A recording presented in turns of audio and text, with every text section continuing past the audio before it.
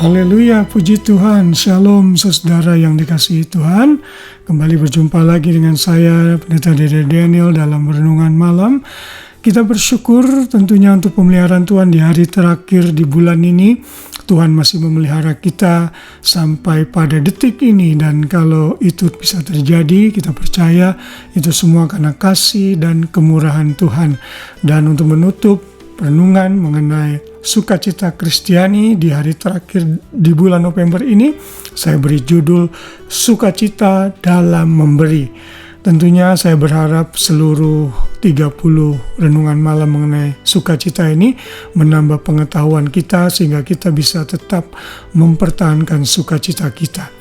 Mungkin saudara bisa memperoleh poin-poin yang lain di samping yang sudah saya berikan, namun 30 topik dan poin ini paling tidak mewakili dari berbagai macam dimensi mengenai sukacita yang harus kita pelihara di hati kita.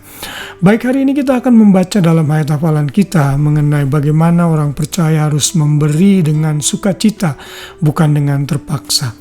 Dalam 2 Korintus 9 ayat 7 di sana dikatakan, hendaklah masing-masing memberi menurut kerelaan hatinya, jangan dengan sedih hati atau karena paksaan, sebab Allah mengasihi orang yang memberi dengan sukacita. Kita bisa melihat dalam ayat ini, Paulus memberikan salah satu elemen penting atau kriteria penting kalau kita mau memberi untuk pekerjaan Tuhan. Dan salah satu syaratnya adalah kita memberi dengan rela, bukan dengan terpaksa, apalagi sedih hati saat memberi. Saat kita memberi seperti itu, maka tidak ada gunanya. Karena Tuhan hanya mengasihi orang yang memberi dengan sukacita.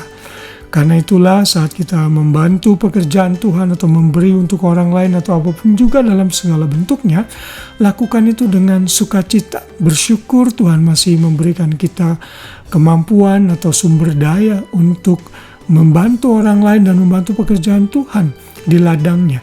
Karena itu mari memberi dengan sukacita.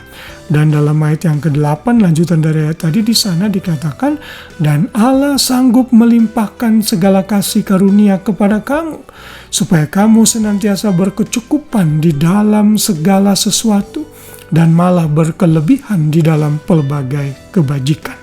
Saat orang percaya memberi dengan sukacita, maka Tuhan sanggup melimpahkan berkat-berkat untuk kita lebih dari yang kita butuhkan, sehingga kita bisa memiliki kapasitas yang lebih lagi untuk memberi lebih banyak lagi, sehingga kita akan dilimpahkan dengan berbagai kebajikan. Wow, haleluya.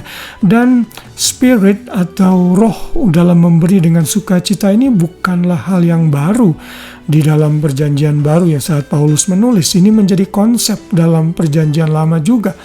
Orang Israel dalam Ulangan pasal 15 ayat 10 dianjurkan untuk membantu sesamanya, memberi kepada sesamanya dengan sukacita. Di sana dikatakan engkau harus memberi kepadanya dengan limpahnya dan jangan hatimu berduka cita. Apabila engkau memberi kepadanya, sebab oleh karena hal itulah Tuhan Allahmu akan memberkati engkau dalam segala pekerjaanmu dan dalam segala usahamu.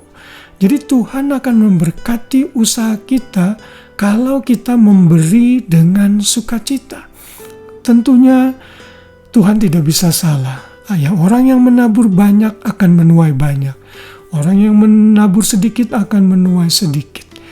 Tuhan pasti akan melimpahkan kepada kita hal-hal yang lebih dibanding apa yang kita bisa berikan kepada orang lain. Tentunya bukan berarti saudara saat saudara memberi, saudara mengharapkan imbalan. Maksudnya Tuhan pasti akan sanggup take care hidup saudara dan akan melimpahkan saudara dengan berkat sehingga saudara bisa memberi lebih banyak lagi. Dalam 2 Korintus 9 ayat 6 dikatakan, camkanlah ini, orang yang menabur sedikit akan menuai sedikit juga. Dan orang yang menabur banyak akan menuai banyak juga. Ini hukum tabur tuai yang Tuhan sudah tetapkan. Jadi kalau saudara saat ini masih ragu-ragu dalam memberi untuk apapun bentuknya, mulailah memberi dengan sukacita. Memberi dengan apa yang ada pada kita sesuai dengan porsi yang kita bisa. Dan berapapun jumlahnya, saudara harus berikan itu dengan rela hati dan dengan sukacita. Pada saat bangsa Israel mau membangun bait suci, Daud menggerakkan seluruh rakyat untuk melakukan contribution di dalam pembangunan ini. Dan mereka semua memberi dengan sukacita. Dalam 1 Tawarik 29 ayat 17 dikatakan, aku tahu ya Allahku bahwa engkau adalah penguji hati dan berkenan kepada keikhlasan. Maka aku pun mempersembahkan semuanya itu dengan sukarela dan tulus ikhlas. Dan sekarang umatmu yang hadir di sini telah kulihat memberikan persembahan sukarela kepadamu dengan sukacita. Daud menjadi teladan sebagai pemimpin, dia pun memberi dengan sukacita. Dia pun melihat jemaah Israel yang memberi untuk pembangunan bait suci ini pun dengan sukacita.